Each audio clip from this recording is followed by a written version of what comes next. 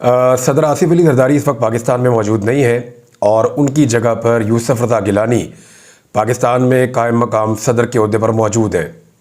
क्योंकि जब सदर मौजूद नहीं होता तो उनकी जगह पे चेयरमैन सेनेट जो है वो सदर की खिदमत सर अंजाम देता है और इस ओहदे को इस्तेमाल करते हुए हंगामी बुनियादों के ऊपर 2 ऑर्डीनेंस जारी किए गए हैं।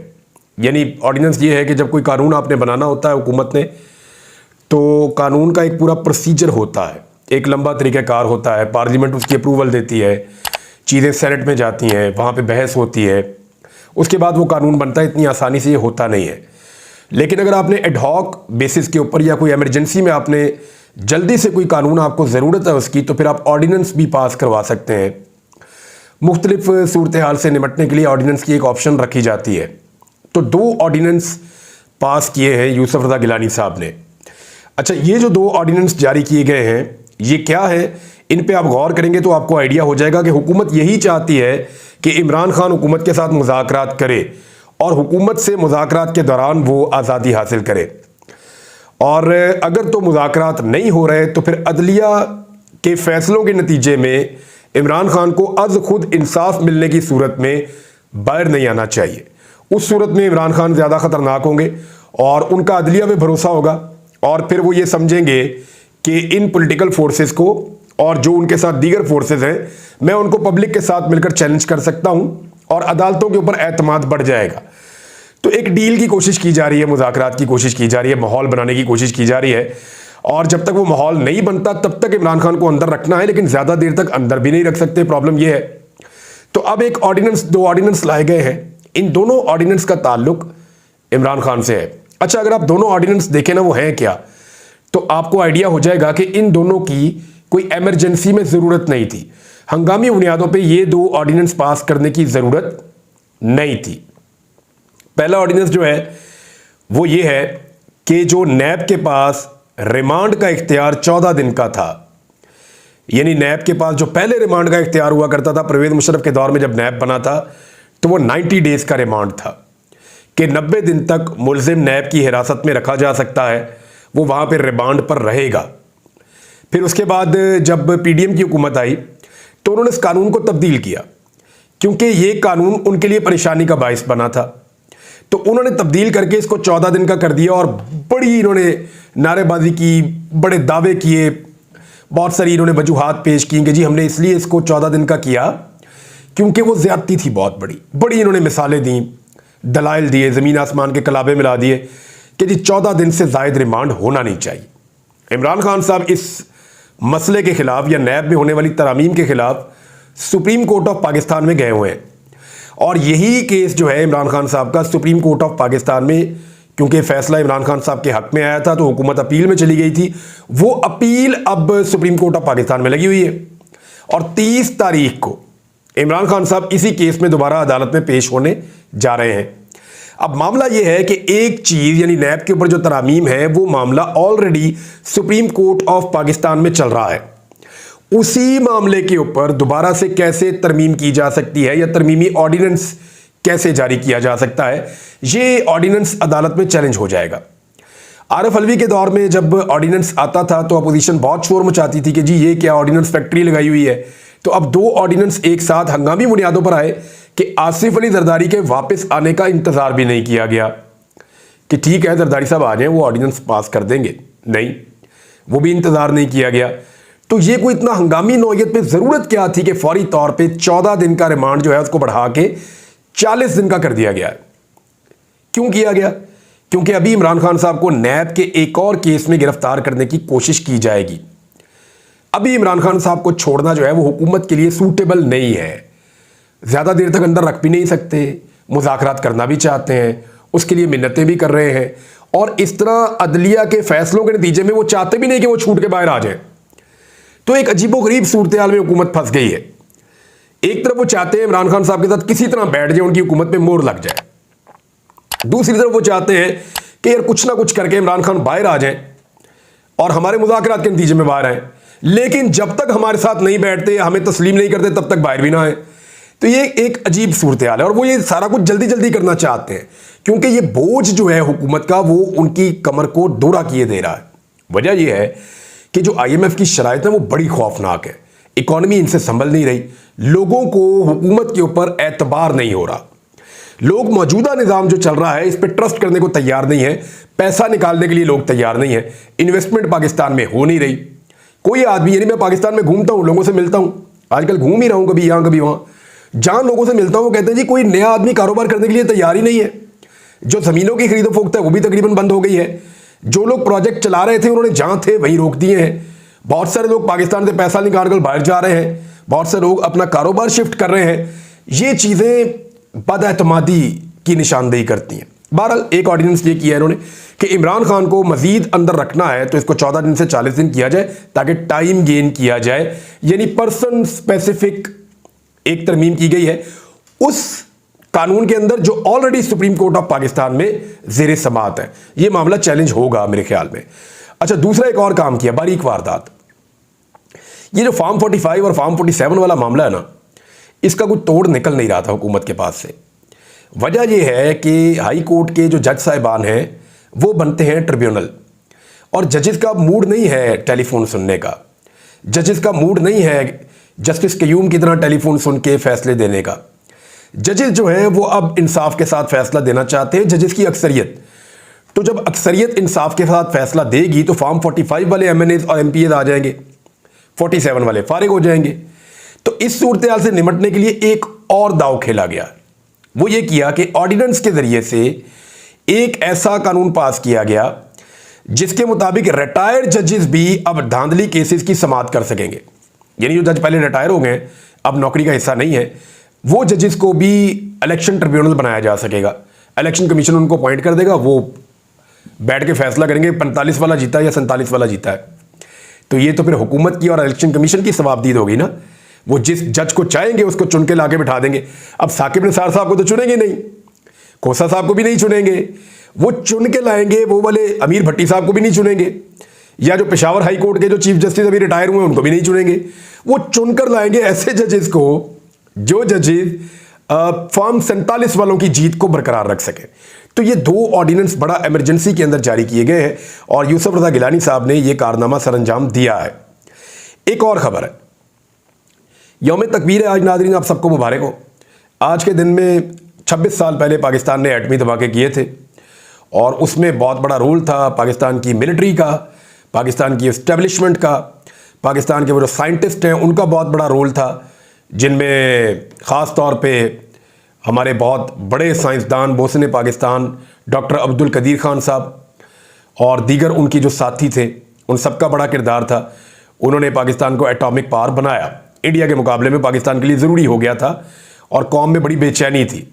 नवाज शरीफ साहब हमेशा इसका क्रेडिट लेते हैं, हालांकि गौहर अयूब साहब जो नवाज शरीफ साहब का अपना हिस्सा थे इनकी अपनी हुकूमत का, वो भी बता चुके हैं, शेख रशीद बहुत बातें बता चुके हैं, डॉक्टर अब्दुल कदीर खान साहब बहुत बातें बता चुके हैं कि नवाज शरीफ साहब तो हिचकिचा रहे थे, वो तो करना ही नहीं चाहते थे एटमी धमाके, वो तो गुरेज कर रहे थे। तो फिर बटन भी उन्होंने नहीं दबाया था, उनको जब कहा गया कि आप दबाएं तो उन्होंने कहा मैं नहीं दबाता। तो नवाज शरीफ साहब ने अपना रिकॉर्ड साफ रखने के लिए इससे अपने आप को मैक्सिमम बाहर रखने की कोशिश की थी, लेकिन जब एटमी धमाके हो गए तो मियां साहब अब इसका क्रेडिट हमेशा लेते हैं।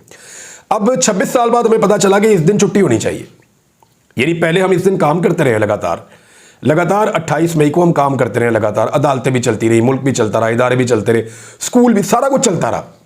लेकिन अब हमें पता चला कि इस दिन तो छुट्टी होनी चाहिए और शहबाज शरीफ साहब ने आम तातील का ऐलान कर दिया और उससे एक दिन पहले ये ऑर्डिनेंस भी जारी कर दिया।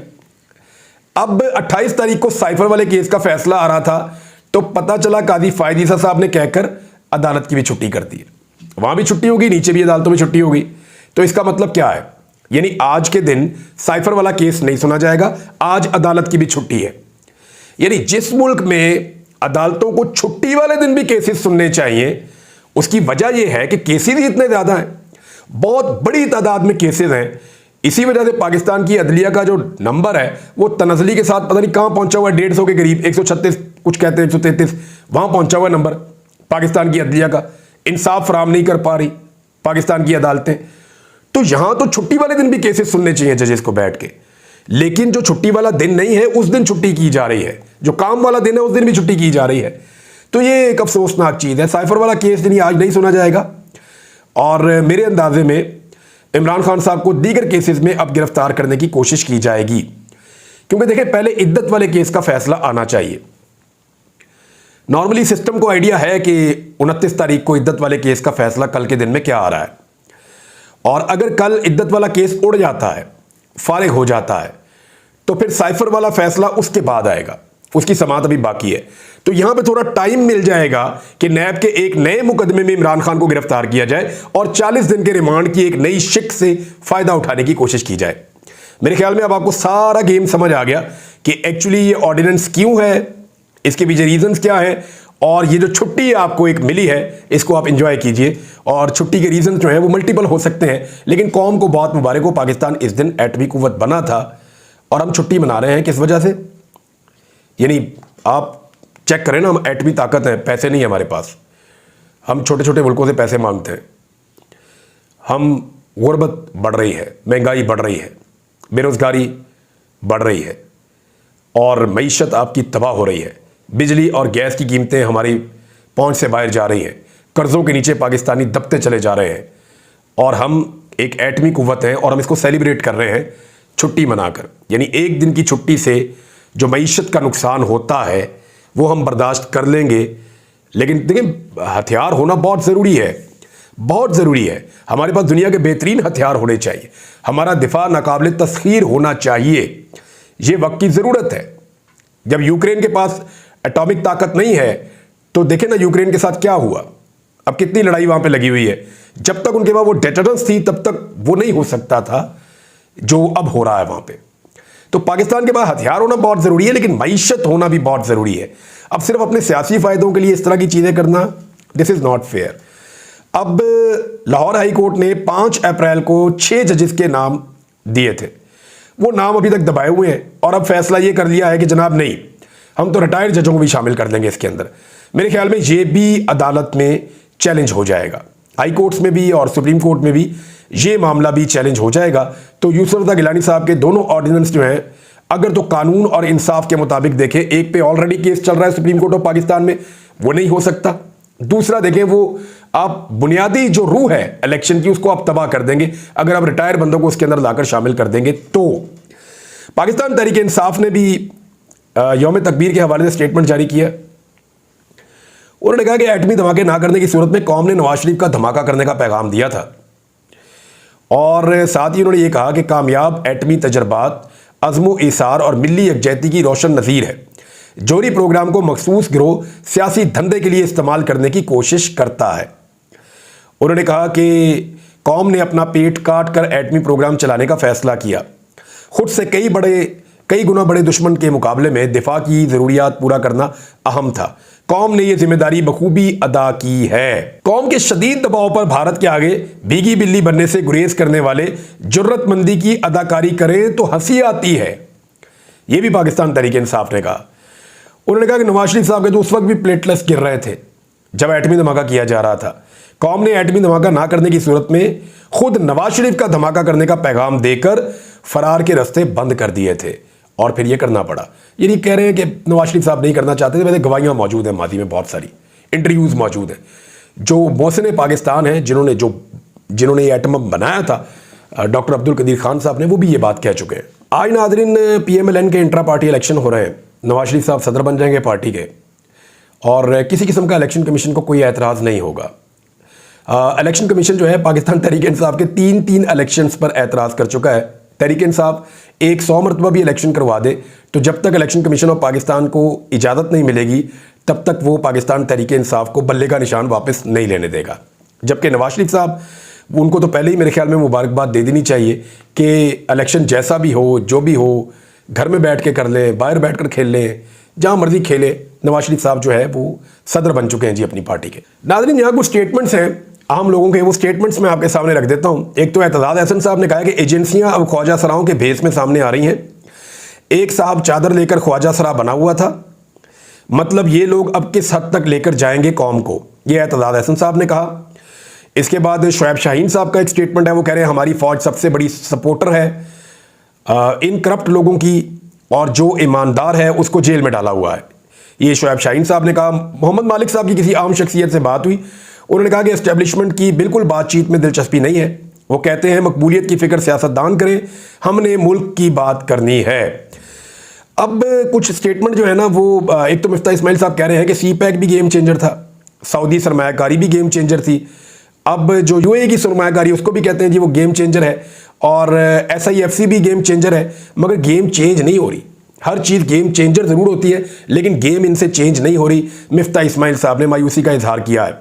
शब्बर जैदी ने एक बहुत अहम नुक्ते के ऊपर निशानदेही की है।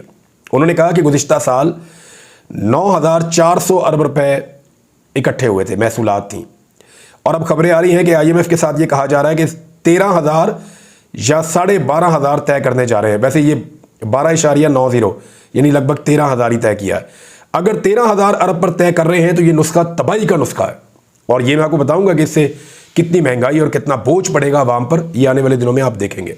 यहाँ पे नजम सेठी साहब का एक पुराना स्टेटमेंट बड़ा वायरल हो रहा है और वो होना भी चाहिए। नजम सेठी साहब ने कहा था कि इमरान खान को डर है कि इसहाक डार कहीं इकॉनमी ठीक ना कर दे। इसहाक डार साहब को अब तो वजारत खजाना दी नहीं, इतना डर गए सब इसहाक डार से। जो उन्होंने इकॉनमी का बेड़ा गर्क पहले नवाज शरीफ के दौर में किया, फिर शहबाज शरीफ के दौर में दोबारा आकर ज़बरदस्ती वज़ीर ख़जाना बने, और वज़ीर ख़जाना बनने के बाद जो उन्होंने तबाही फेरी इकॉनमी की, अब उसके बाद तो ये वाला स्टेटमेंट सुनने के बाद हंसी आती है और कुछ नहीं आता। नाज़रीन, IMF और वर्ल्ड बैंक की नई रिपोर्टों के मुताबिक पाकिस्तान के अंदर जितनी भी तरक्की हो या जितनी भी महंगाई कम हो, वो इमरान खान साहब के दौर के आध में भी नहीं पहुँच सकते। यानी अभी जो आदाद शुमार है 2022 में जहाँ इमरान खान ने मुल्क छोड़ा था, अगर यहाँ छोड़ा था 100 पे, तो ये बहुत ज़ोर लगा के अगले 2 सालों में 50 पे बहुत मुश्किल से पहुँचेंगे। मैंने आपको आसान ज़ुबान में बताया, मेरे पास पूरे आदाद शुमार मौजूद हैं। और जो लोग ये कहते थे ना कि 300 यूनिट तक बिजली फ्री देंगे, वो इस वक्त यूनिट 60 से 65 रुपए का बेच रहे हैं। बुनियादी बिजली की कीमत है, ये पूरे खित्ते में सबसे महंगी है। आपको बताऊंगा इसके बारे में। अब तक के लिए इतने, अपना ख्याल रखिएगा, अपने चैनल का भी। अल्लाह हाफ़िज़।